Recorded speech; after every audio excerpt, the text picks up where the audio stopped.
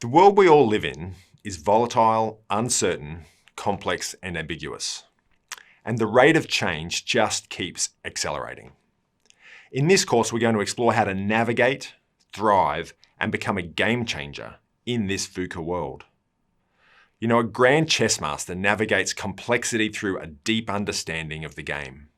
Similarly, the extraordinarily complex game we call life requires players to understand the source of the complexity, that is humans.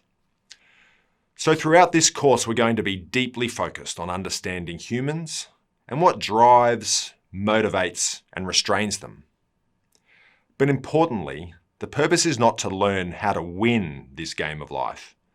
Our goal for you is a greater understanding of yourself and the world around you in order to leave it better than you found it. That's what a game changer does. Throughout this course, you'll be asking a few big questions. Why are you here? And that's not just only why you're here in this course, but actually why you're here on this planet and in the given community that you're in. Who are you here for? You'll hear a lot about who. When most people talk about innovation, they talk about products and services and business models.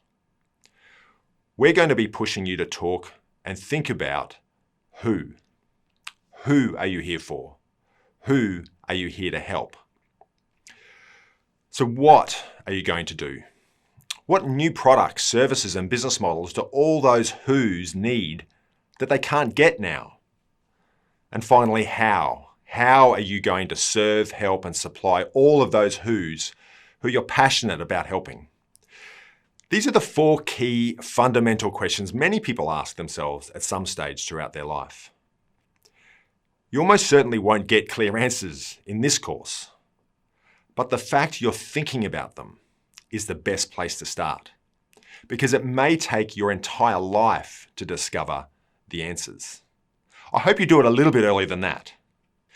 In this course, our aim is that you learn how to discover a better way to solve an existing problem or create a new opportunity that people need or want. How to gather and validate evidence a new idea is worth pursuing. And finally, how to develop a business model to exploit this new idea. It's just so important you go on this journey before you invest your money, lifetime, and your organizational resources.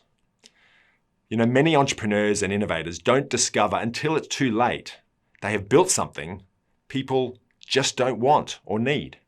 So a key insight you need to keep at the front of your mind is just because you can doesn't mean you should. We're going to teach you how to determine if risks associated with pursuing a new idea are warranted and how they can be mitigated and balanced with the likelihood of success. Primarily, we're on a should we journey, not a can we journey. The can we path is relatively predictable, controllable, and somewhat linear. The answer quite often is usually yes, we can, with the main risks being how much money will it take and how long will it take. The should we question is much harder because it involves understanding what people want and why, a process that's immersed in ambiguity and uncertainty. Sadly, the reason most products and startups fail is because the answer to the should we question is usually no, you shouldn't have. But if you validate the worthiness and the need for the idea first in the searching phase, then and only then you should go ahead and design, develop, and deploy your new idea. Therefore, innovation fundamentally starts with understanding human behavior and then working out how to influence it with a business model and associated products and services which consumers, customers, and stakeholders really want and need. Designing the new products, well, that comes much later. Here's a key insight that we learned from Kurt Lewin, who taught us in the 1960s that all human behavior is held in its current stasis as a result of the opposing, driving forces for change and the restraining forces for status quo. It's these opposing forces which maintain behavior. The field of clinical psychology has studied human behavior for decades. and has learned that removing restraining forces is much more effective than increasing the driving forces for people to change. So restraining forces are those things that stop people from changing or trying something new. These can be functional, like how much something costs, but usually are more social and emotional and tied to the risks of trying something new, which they aren't familiar with and may not even work. We see this play out every January. Many people set New Year's resolutions to get fit and healthy by eating better and maybe working out. And this explains why January is the largest month for commencement of gym and weight loss programs. Initially, new members attend the gym regularly, 3 to 5 times a week. But almost 1/3 of customers abandon their membership throughout the year, while many reduce their attendance levels. You see, the desire to look great and be healthy is a strong driving force, but for many it is overwhelmed by genetics, conflicting priorities, socially or emotionally driven poor eating choices, or maybe the fear of failure. These restraining forces represent a sometimes more powerful conflict between the aspirations and the actions. While some individuals successfully overcome these, some do not. For many, these restraining forces hinder them from achieving their stated goals.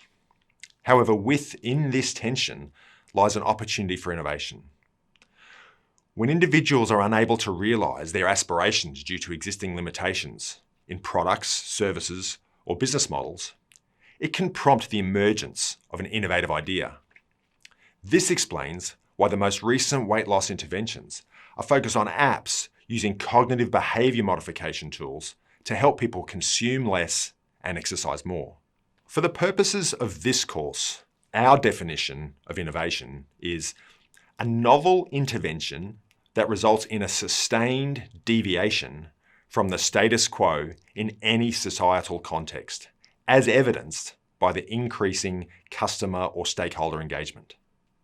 Innovators must recognise that emotional and social driving and restraining forces wield significant influence over human behaviour. This fact has long been exploited by the marketing industry and adept politicians. People alter their behaviour patterns either when the driving forces become overwhelmingly compelling or when a new option eliminates existing restraining forces.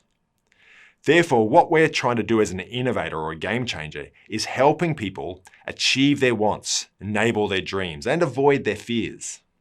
That's fundamentally what innovation is about. And that's hard, really hard. The reason why it's so hard is because humans are so incredibly complex.